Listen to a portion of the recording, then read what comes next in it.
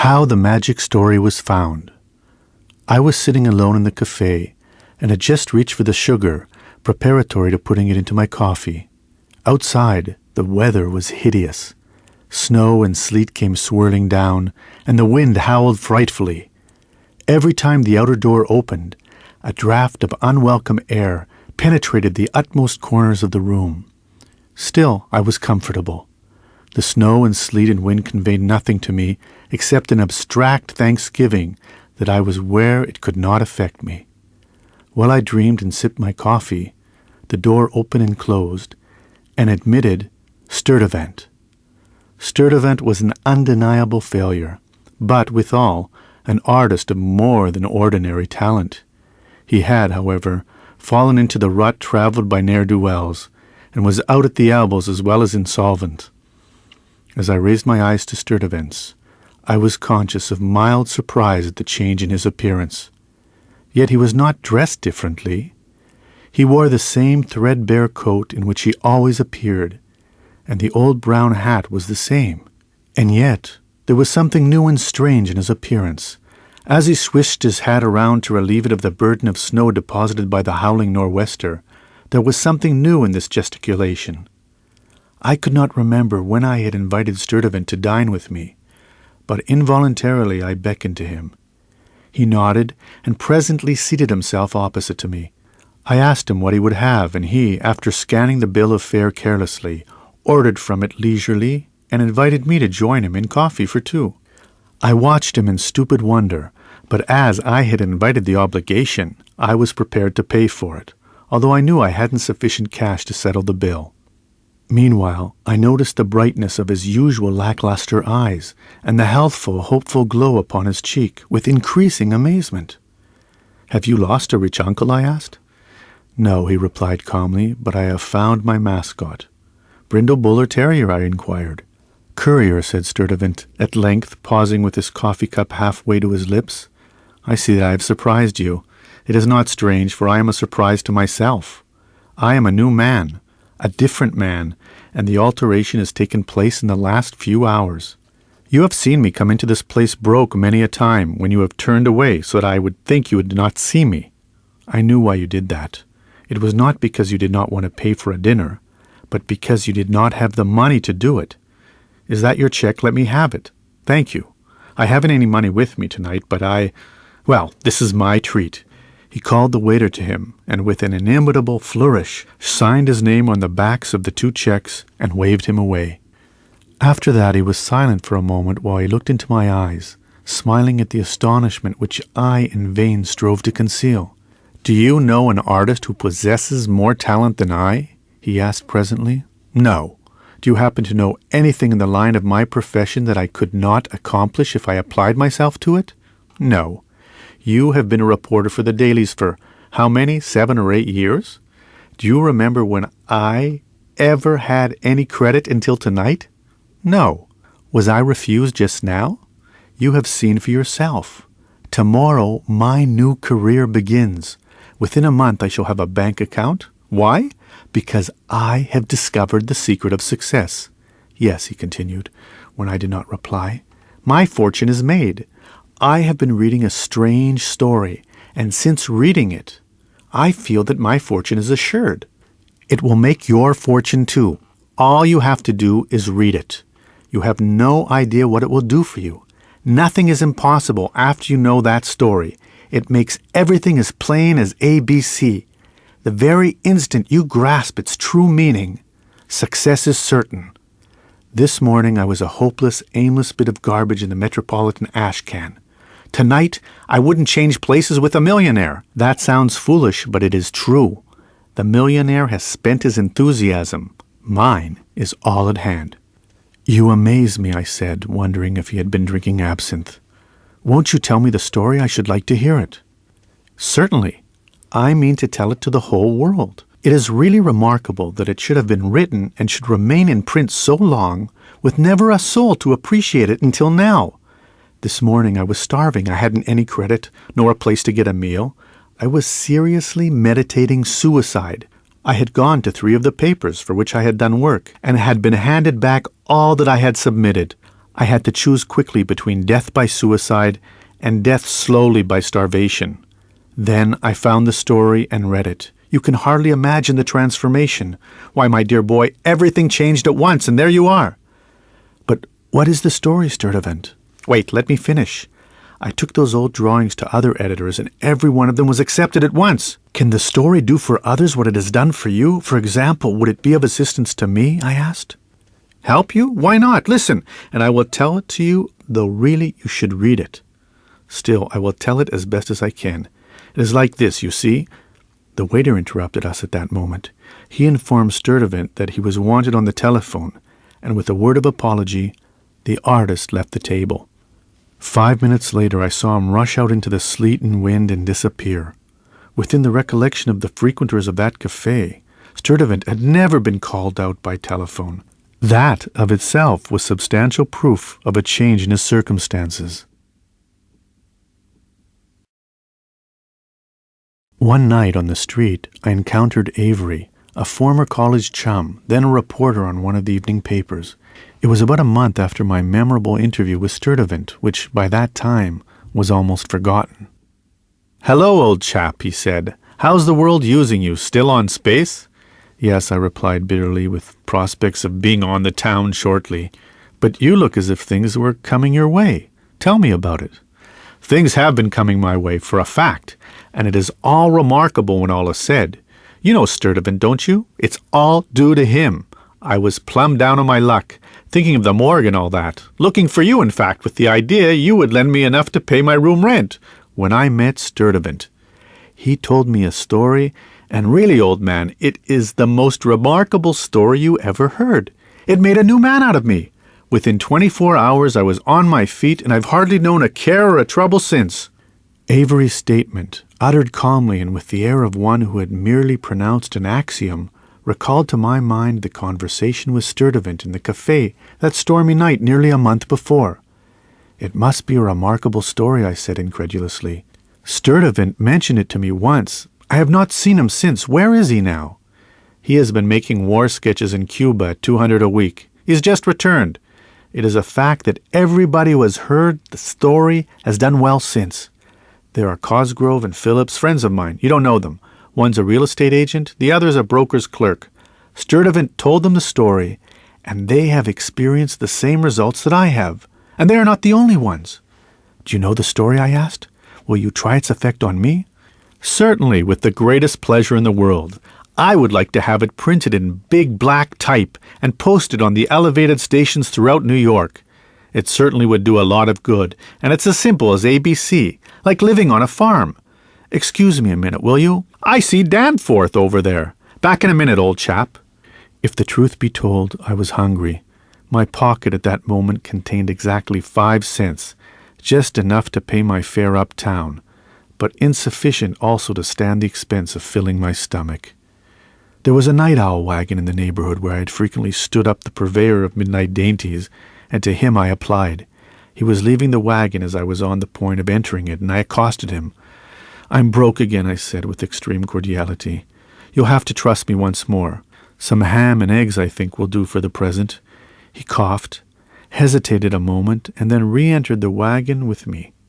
"Mr. Courier is good for anything he orders," he said to the man in charge. "One of my old customers. This is Mr. Bryan, Mr. Courier. He will take good care of you and stand for you, just the same as I would. The fact is, I have sold out. I've just turned over the outfit to Bryan.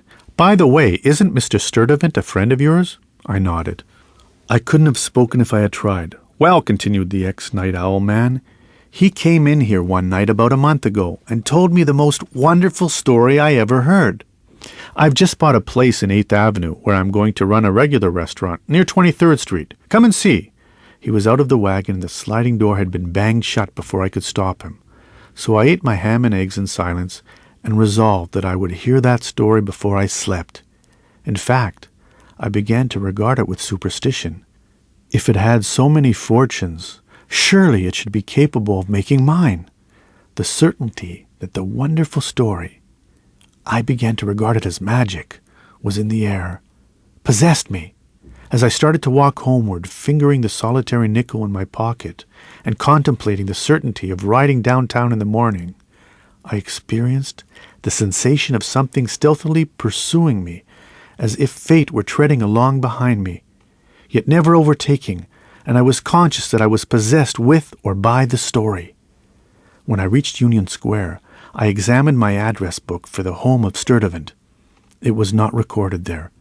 Then I remembered the cafe in University Place, and although the hour was late, it occurred to me that he might be there. He was, in a far corner of the room, surrounded by a group of acquaintances. I saw him. He discovered me at the same instant and motioned to me to join them at the table. There was no chance for the story, however.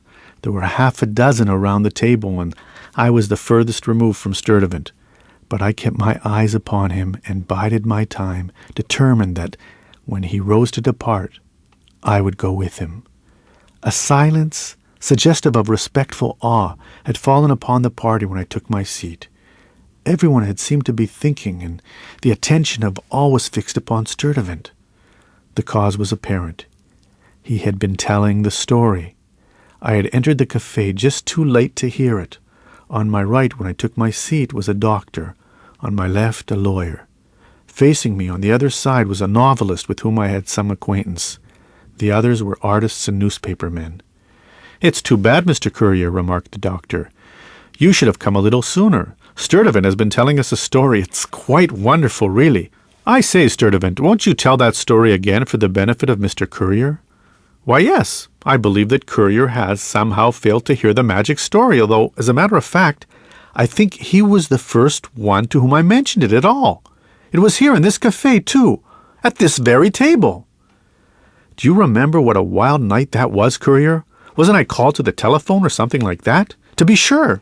I remember now, interrupted just at the point when I was beginning the story. After that I told it to 3 or 4 fellows, and it braced them up as it had me." It seems incredible that a mere story can have such a tonic effect upon the success of so many persons who are engaged in such wildly different occupations. But that is what it has done. It is a kind of never-failing remedy, like a cough mixture that is warranted to cure everything from a cold in the head to galloping consumption. There was Parsons, for example. He is a broker, you know, and had been on the wrong side of the market for a month. He had utterly lost his grip and was on the verge of failure. I happened to meet him at the time he was feeling the bluest, and before we parted, something brought me around to the subject of the story, and I related it to him. It had the same effect on him as it had on me, and has had on everybody who has heard it, as far as I know. I think you will agree with me that it is not the story itself that performs the surgical operation in the minds of those who are familiar with it. It is the way it is told, in print, I mean. The author has somehow produced a psychological effect which is indescribable. The reader is hypnotized. He receives a mental and moral tonic.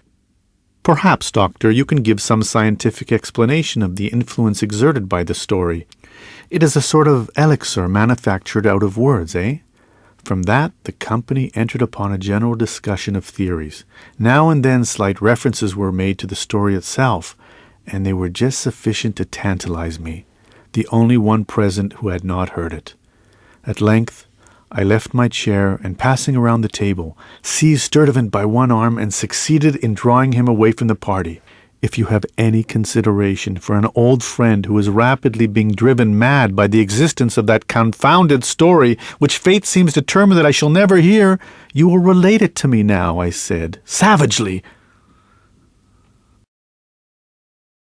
Sturtevant stared at me in wild surprise. "All right," he said. "The others will excuse me for a few moments, I think. Sit down here, and you shall have it." I found it pasted in an old scrapbook. I purchased in Ann Street for 3 cents, and there isn't a thing about it which one can get an idea in what publication it originally appeared, or who wrote it. When I discovered it, I began casually to read it, and in a moment I was interested. Before I left it, I had read it through many times, so that I could repeat it almost word for word. It affected me strangely, as if I had come in contact with some strong personality. There seems to be in the story a personal element that applies to everyone who reads it. Well, after I had read it several times, I began to think it over. I couldn't stay in the house, so I seized my coat and hat and went out. I must have walked several miles buoyantly without realizing that I was the same man who, in only a short time before, had been in the depths of despondency. That was the day I met you here, you remember? We were interrupted at that instant by a uniformed messenger, who handed Sturtevant a telegram. It was from his chief, and demanded his instant attendance at the office. The sender had already been delayed an hour, and there was no help for it. He must go at once. "Too bad," said Sturtevant, rising and extending his hand. "Tell you what I'll do, old chap. I'm not likely to be gone any more than an hour or two. You take my key and wait for me in my room. In the escritoire, near the window, you will find an old scrapbook bound in rawhide. It was manufactured, I have no doubt, by the author of the magic story. Wait for me in my room until I return." I found the book without difficulty. It was a quaint, homemade affair, covered, as Sturtevant had said, with rawhide, and bound with leather thongs. The pages formed an odd combination of yellow paper, vellum, and homemade parchment. I found the story, curiously printed on the last named material. It was quaint and strange. Evidently, the printer had set it under the supervision of the writer. The phraseology was an unusual combination of the 17th and 18th century mannerisms, and the interpolation of italics and capitals could have originated in no other brain than that of its author. In reproducing the following story, the peculiarities of type, etc., are eliminated, but in other respects it remains unchanged.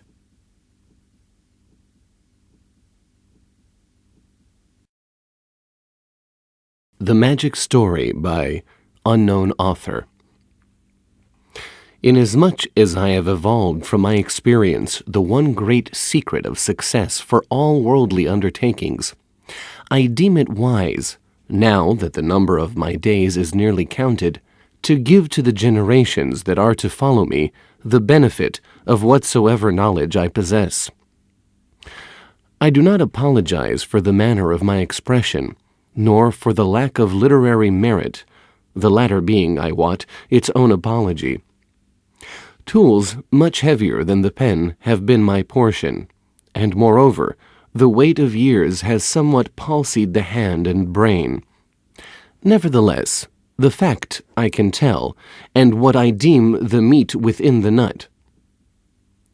What mattereth it, in what matter the shell be broken, so that the meat be obtained and rendered useful? I doubt not that I shall use, in the telling, expressions that have clung to my memory since childhood. For when men attain the number of my years, happenings of youth are like to be clearer to their perceptions than are events of recent date, nor doth it matter much how a thought is expressed, if it be wholesome and helpful, and findeth the understanding. Much have I wearied my brain anent the question, how best to describe this recipe for success that I have discovered, and it seemeth advisable to give it as it came to me, that is, if I relate somewhat of the story of my life, the directions for agglomerating the substances, and supplying the seasoning for the accomplishment of the dish will plainly be perceived. Happen they may, and that men may be born generations after I am dust, who will live to bless me for the words I write. My father, then, was a seafaring man, who, early in life, forsook his vocation and settled on a plantation in the colony of Virginia, where, some years thereafter, I was born, which event took place in the year 1642, and that was over 100 years ago. Better for my father had it been, had he hearkened to the wise advice of my mother, that he remain in the calling of his education. But he would not have it so, and the good vessel he captained was bartered for the land I spoke of. Here beginneth the first lesson to be acquired. Man should not be blinded to whatsoever merit exists in the opportunity which he hath in hand, remembering that 1,000 promises for the future should weigh as naught against the possession of a single piece of silver. When I had achieved 10 years, my mother's soul took flight, and 2 years thereafter My worthy father followed her. I, being their only begotten, was left alone. Howbeit there were friends who, for a time, cared for me. That is to say, they offered me a home beneath their roof, a thing which I took advantage of for the space of 5 months. From my father's estate there came to me naught, but, in the wisdom that came with increasing years, I convinced myself that his friend, under whose roof I lingered for some time, had defrauded him, and therefore me. Of the time from the age of 12.5 until I was 23, I will make no recital here, since that time hath naught to do with this tale. But some time after, having in my possession the sum of 16 guineas 10, which I had saved from the fruits of my labor, I took ship to Boston town, where I began to work first as a cooper, and thereafter as a ship's carpenter, although always after the craft was docked, for the sea was not amongst my desires. Fortune will sometimes smile upon an intended victim because of pure perversity of temper. Such was one of my experiences. I prospered, and at 27 owned the yard wherein, less than 4 years earlier, I had worked for hire.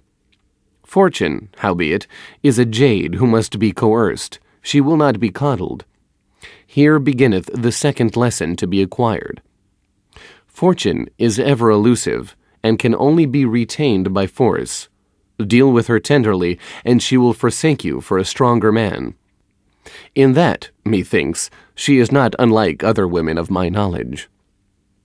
About this time, disaster, which is one of the heralds of broken spirits and lost resolve, paid me a visit. Fire ravaged my yards, leaving me nothing in its blackened paths but debts, which I had not the coin wherewith to defray. I labored with my acquaintances, seeking assistance for a new start, but the fire that had burned my competence seemed also to have consumed their sympathies. So it happened, within a short time, that not only had I lost all, but I was hopelessly indebted to others, and for that they cast me into prison. It is possible that I might have rallied from my losses, but for this last indignity, which broke down my spirits so that I became utterly despondent. Upward of a year I was detained within the gaol, and, when I did come forth, it was not the same hopeful, happy man content with his lot, and with confidence in the world and its people who had entered there. Life has many pathways, and of them by far the greater number lead downward. Some are precipitous, others are less abrupt, but ultimately, no matter at what inclination the angle may be fixed, they arrive at the same destination, failure. And here beginneth the third lesson. Failure exists only in the grave. Man, being alive, hath not yet failed. Always he may turn about and ascend by the same path he descended by. And there may be one that is less abrupt, albeit longer of achievement, and more adaptable to his condition. When I came forth from prison, I was penniless. In all the world I possessed naught beyond the poor garments which covered me, and a walking stick which the turnkey had permitted me to retain, since it was worthless. Being a skilled workman, howbeit, I speedily found employment at good wages, but, having eaten of the fruit of worldly advantage, dissatisfaction possessed me. I became morose and sullen, whereat to cheer my spirits, and for the sake of forgetting the losses I had sustained, I passed my evenings at the tavern. Not that I drank overmuch of liquor, except on occasion, for I have ever been somewhat abstemious, but that I could laugh and sing, and parry wit and badinage with my ne'er-do-well companions, and here might be included the fourth lesson. Seek comrades among the industrious, for those who are idle will sap your energies from you. It was my pleasure at that time to relate, upon slight provocation, the tale of my disasters, and to rail against the men whom I deemed to have wronged me, because they had seen fit not to come to my aid. Moreover, I found childish delight in filching from my employer, each day, a few moments of the time for which he paid me. Such a thing is less honest than downright theft. This habit continued and grew upon me until the day dawned which found me not only without employment, but also without character, which meant that I could not hope to find work with any other employer in Boston town. It was then that I regarded myself a failure. I can liken my condition at that time for not more similar than that of a man who, descending the steep side of a mountain, loses his foothold. The farther he slides, the faster he goes. I have also heard this condition described by the word Ishmaelite, which I understand to be a man whose hand is against everybody, and who thinks that the hands of every other man are against him. And here beginneth the 5th lesson. The Ishmaelite and the leper are the same, since both are abominations in the sight of man, albeit they differ much, in that the former may be restored to perfect health. The former is entirely the result of imagination. The latter has poison in his blood. I will not discourse at length upon the gradual degeneration of my energies. It is not meet ever to dwell much upon misfortunes, which saying is also worthy of remembrance. It is enough if I add that the day came where I possessed not wherewith to purchase food and raiment, and I found myself like unto a pauper, save at infrequent times when I could earn a few pence, or mayhap a shilling. Steady employment I could not secure, so I became emaciated in body, and not but skeleton in spirit. My condition, then, was deplorable, not so much for the body, be it said, as for the mental part of me which was sick unto death. In my imagination, I deemed myself ostracized by the whole world, for I had sunk very low indeed. And here beginneth the 6th and final lesson to be acquired, which cannot be told in one sentence, nor in one paragraph, but must needs be adopted from the remainder of this tale. Well do I remember my awakening, for it came in the night, when in truth I did awake from sleep. My bed was a pile of shavings in the rear of the cooper shop where once I had worked for hire. My roof was the pyramid of casks, underneath which I had established myself. The night was cold, and I was chilled, albeit paradoxically, I had been dreaming of light and warmth and of the depletion of good things. You will say, when I relate the effect the vision had on me, that my mind was affected. So be it, for it is the hope that the minds of others might be likewise influenced which disposes me to undertake the labor of this writing. It was the dream which converted me to the belief, nay, to the knowledge, that I was possessed of two entities, and it was my own better self that afforded me the assistance for which I had pleaded in vain from my acquaintances. I have heard this condition described by the word double. Nevertheless, that word does not comprehend my meaning. A double can be not more than a double, neither half being possessed of individuality. But I will not philosophize, since philosophy is not but a suit of garments for the decoration of a dummy figure. Moreover, it was not the dream itself which affected me. It was the impression made by it, and the influence that it exerted over me, which accomplished my enfranchisement. In a word, then, I encouraged my other identity. After toiling through a tempest of snow and wind, I peered into a window and saw that other being. He was rosy with health. Before him, on the hearth, blazed a fire of logs. There was a conscious power and force in his demeanor. He was physically and mentally muscular. I rapped timidly upon the door, and he bade me enter.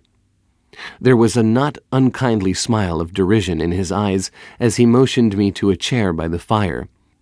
But he uttered no word of welcome, and, when I had warmed myself, I went forth again into the tempest, burdened with the shame which the contrast between us had forced upon me. It was then that I awoke, and here cometh the strange part of my tale, For when I did awake, I was not alone. There was a presence with me, intangible to others, I discovered later, but real to me. The presence was in my likeness, yet it was strikingly unlike.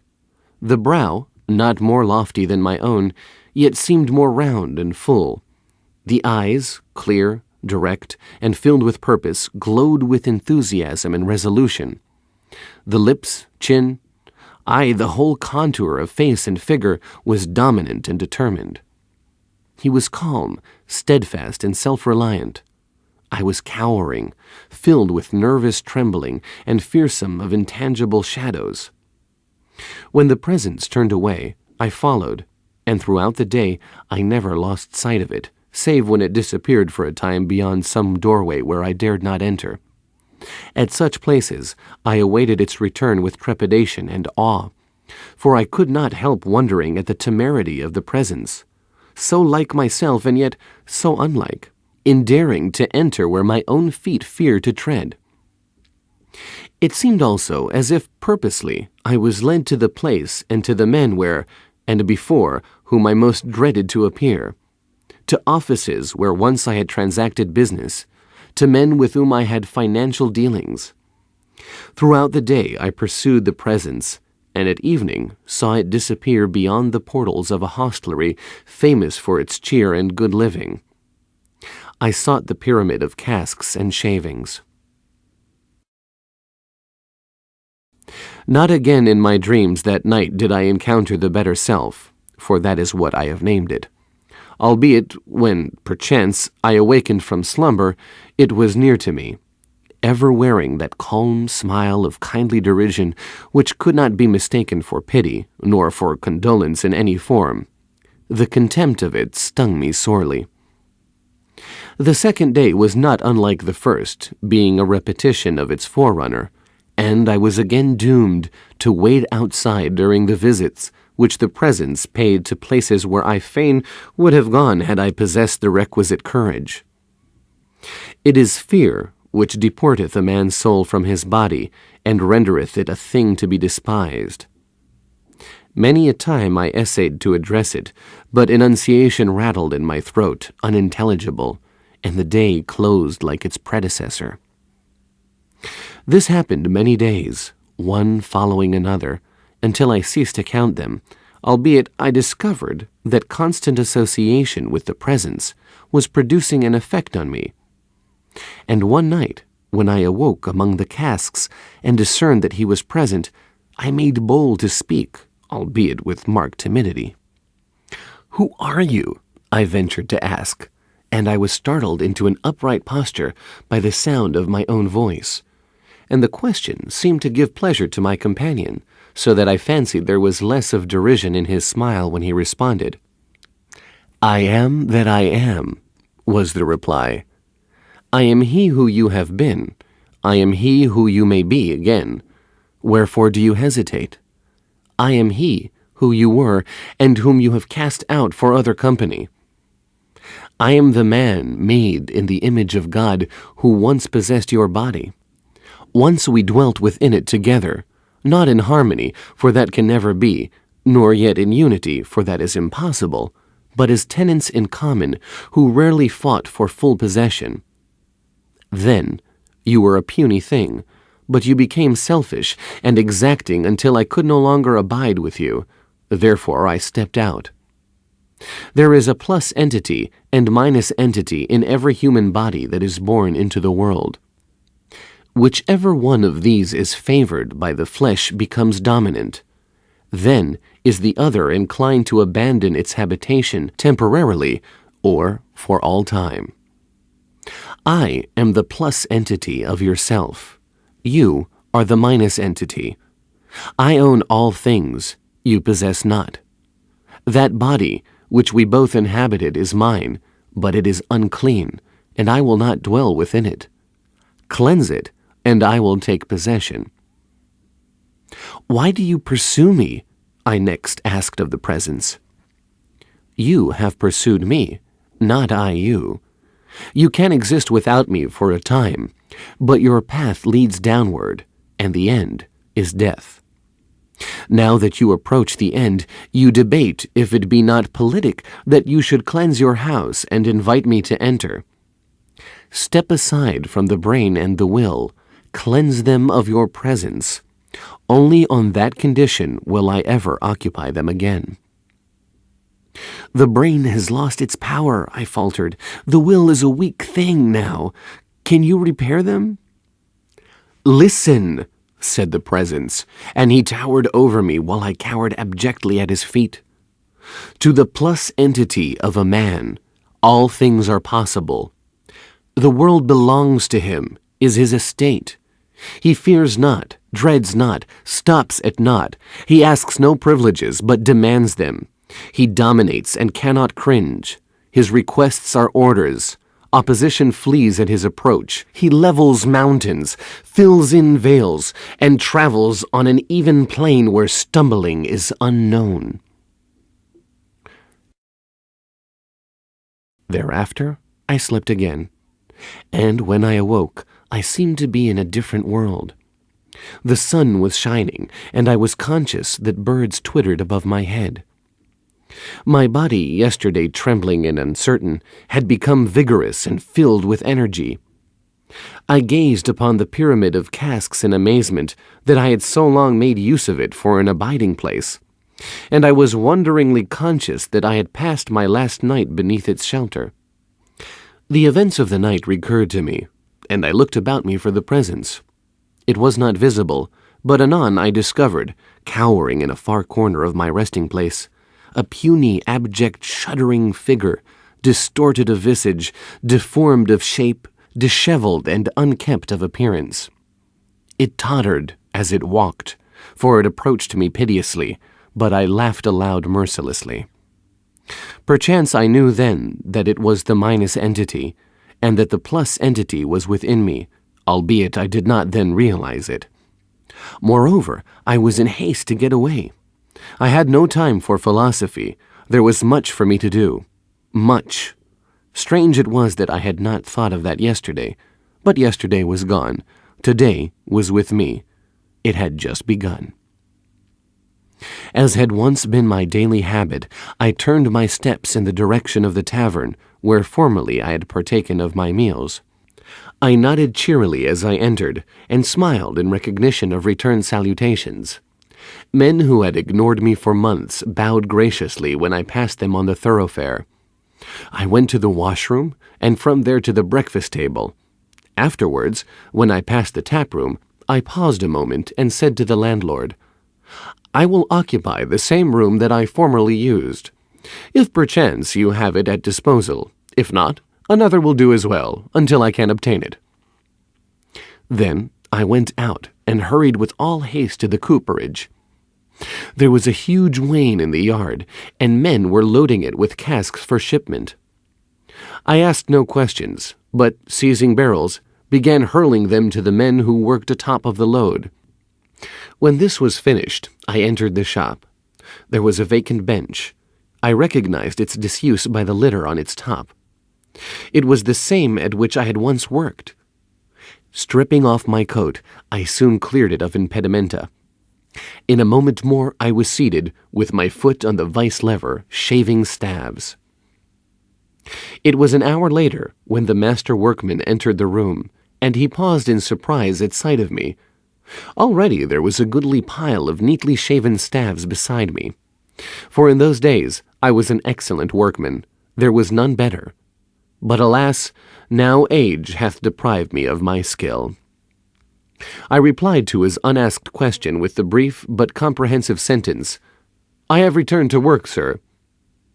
He nodded his head and passed on, viewing the work of other men, albeit anon he glanced askance in my direction.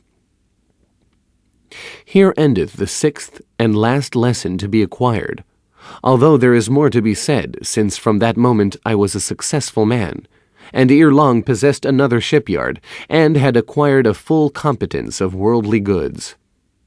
I pray, you who read, heed well the following admonitions, since upon them depend the word success and all that it implies. Whatsoever you desire of good is yours. You have but to stretch forth your hand and take it. Learn that the consciousness of dominant power within you is the possession of all things attainable. Have no fear of any sort or shape, for fear is an adjunct of the minus entity. If you have skill, apply it. The world must profit by it, and therefore you. Make a daily and nightly companion of your plus entity. If you heed its advice, you cannot go wrong. Remember, philosophy is an argument. The world, which is your property, is an accumulation of facts. Go, therefore, and do that which is within you to do. Take no heed of gestures which would beckon you aside. Ask of no man permission to perform. The minus entity requests favors. The plus entity grants them. Fortune waits upon every footstep you take. Seize her, bind her, hold her, for she is yours. She belongs to you. Start out now, with these admonitions in your mind. Stretch out your hand and grasp the plus, which maybe you have never made use of, save in great emergencies. Life is an emergency most grave.